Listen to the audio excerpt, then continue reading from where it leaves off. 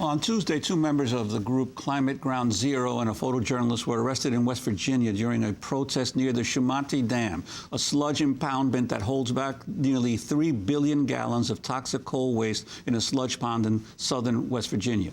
It was the latest protest in a wave of actions against the nation's reliance on coal energy.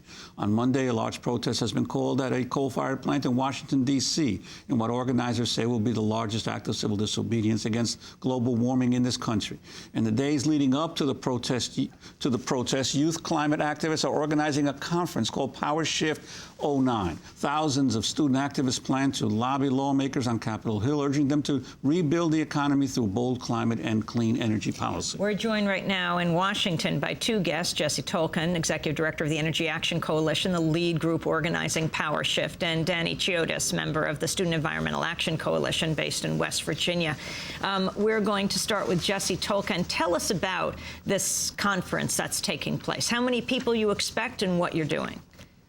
Sure. We expect nearly 11,000 young people to converge in Washington, D.C. from all 50 states and nearly every congressional district for 4 days of massive activity in the fight for a clean and just energy future through workshops and panels and keynote addresses and the largest single lobby day on climate and energy in our nation's history. Our goal is to demonstrate that there is massive public demand for bold solutions on climate and energy, and that the young people of this country demand urgent and bold action in 2009. You know, we voted in record numbers in this past election, and we've come to flex our new political muscle and make sure that our elected officials know that we are ready for action now. And are there any main items that you're going to be pressing to the members of Congress when you go to lobby them that the entire group agrees on? Absolutely. That's one of the most unique things about the Energy Action Coalition, the sponsoring organization of Power Shift 2009. We're a coalition of 50 really diverse organizations that range from young evangelicals to young people from indigenous communities across the country to college students. We have united around a bold vision for what we think needs to happen on climate change. Like the previous guest mentioned, we think it's essential that we pass bold climate legislation in 2009. We think the science demands it, our economic situation demands it, and the health of our communities demand it. We are pushing for aggressive short-term reductions on carbon in our country on the range of 25 to 40% reductions by the year 2020 and 80 to 95% reductions by the year 2050. We want an immediate moratorium on coal in this country.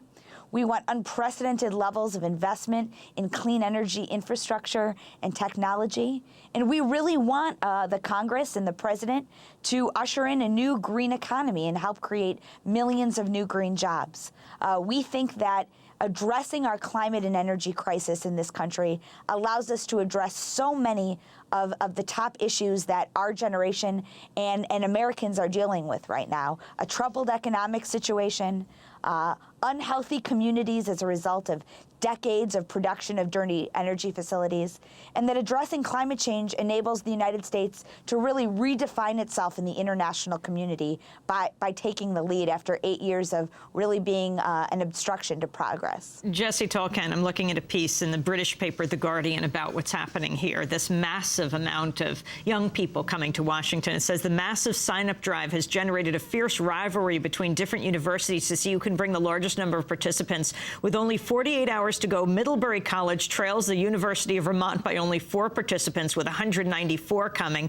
Ben Wessel, who's leading the recruitment drive at Middlebury, says we're bringing 10% of our whole student body. Inspirational stories continue to pour in from around the country. One sorority in Texas has rescheduled its initiation because the dates conflicted with Power Shift, while a group in California started its epic train journey across the states to avoid having to fly. How did you organize this? How have you pulled this off? And where do you come from, Jesse Tolkien? Well, I come from the University of Wisconsin-Madison, is my alma mater, where I got my start as a student activist in the late 90s. But what we see happening here is we see an emerging movement.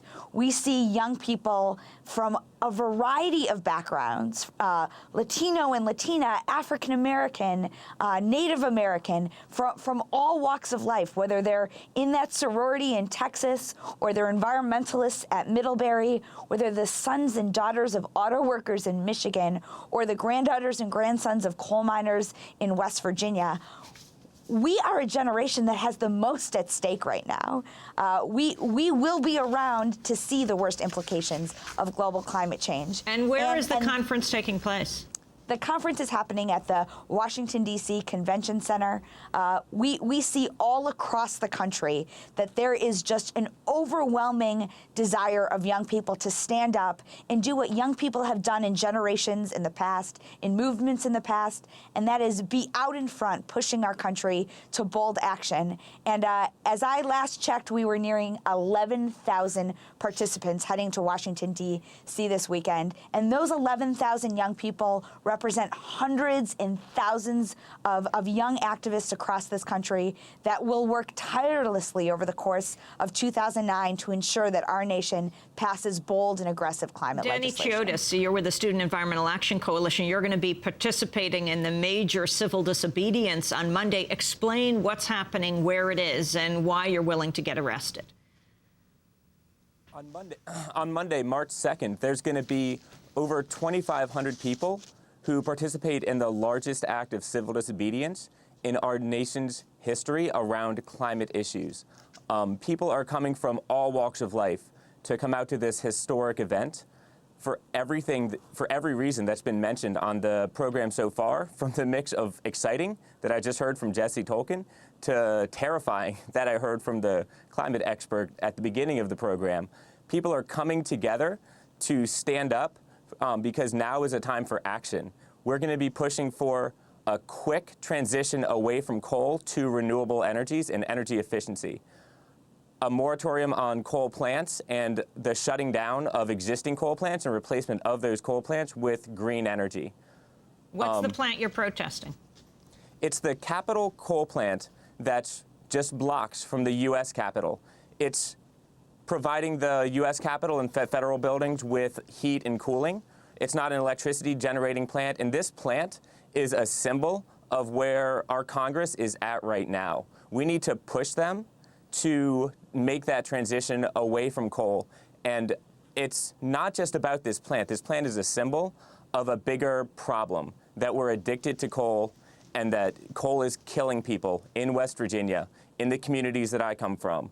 And we have the opportunity right now to transition to create millions of green jobs all around the country and ensure that the transition happens in the places where it's needed the most, and ensure workers in the coal industry and fossil fuels industry can find employment in these green industries. And Danny, there's one report that I read that James Hansen, the NASA scientist, has said he will join the protest and is willing to get arrested as well?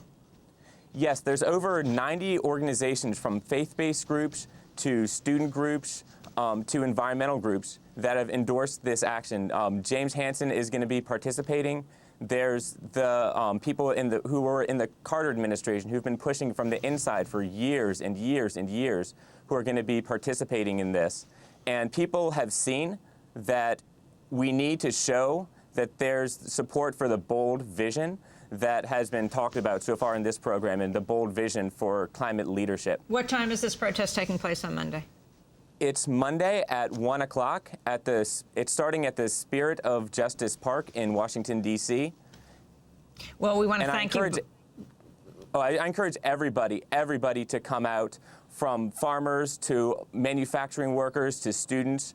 It's at www.capitolclimateaction.org, and we just need everybody to stand together. Well, Danny Chiotis and Jesse Tolkien, I want to thank you both for being with us. We'll be continuing to cover this on Monday on Democracy Now! We'll also be joined by Tavis Smiley on Democracy Now! Monday.